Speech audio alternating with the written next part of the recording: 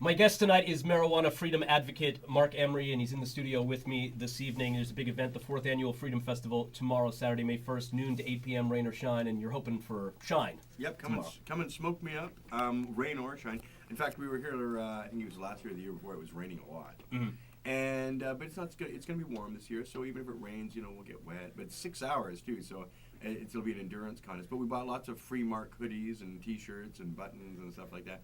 We tended to make all our ephemera that we brought with us around my campaign to ultimately free me from jail. If I get sent to the United States, I want Canadians to lobby the government to bring me back. And they've been lobbying the minister.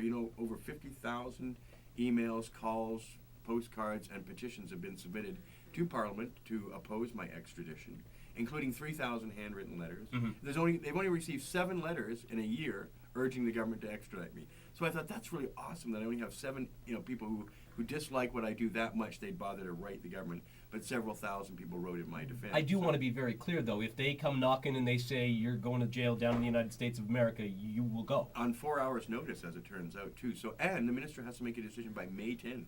So in the next 10 days, it's quite possible on 4 hours' notice I could be shipped off to the U.S. But he also might refuse the extradition because here's the thing, we have an election possibly being called in a couple of weeks, and probably in the fall at the very latest. We're very much, the cannabis culture is opposed to the Conservative government. They want to bring in mandatory minimums. They want to increase the number of prisoners in jail. They want to do a lot of bad things to the cannabis culture, so it's important that we get rid of the Stephen Harper Conservatives.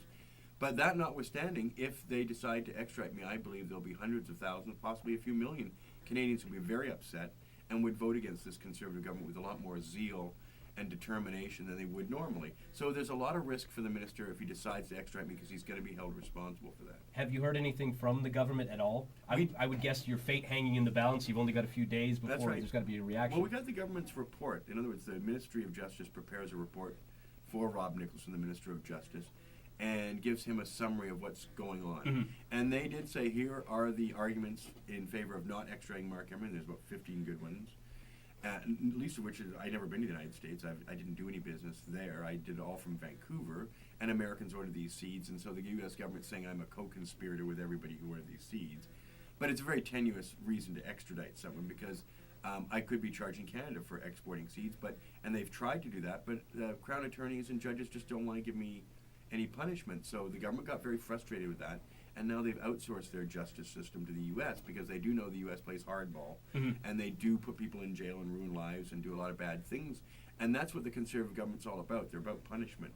They say it's being tough on crime and law and order, but the bottom line is none of what they're proposing will reduce crime in their new legislation, but what it will do is it will make hardened criminals much more worse and plentiful and bitter. And so we're going to have an increase, I think, in crime as a result of these crime bills. And so we've got a government that's hostile to our culture, hostile to the idea of rehabilitation, and very much into punishment.